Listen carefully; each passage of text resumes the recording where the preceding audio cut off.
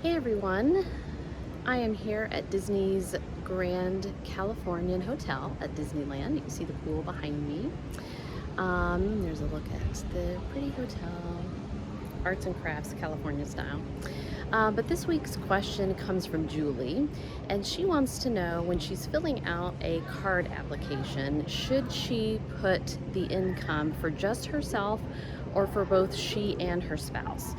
And this is a common mistake that I see people make, is they only put their income.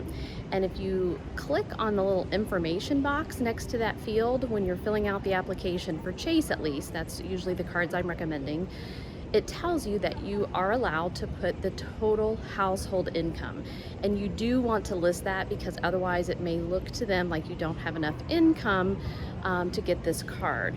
So be sure to put your total household income. If you made that mistake and you only put your income, you can call the Chase reconsideration line and just tell them you made that error and you need to give them your total household income.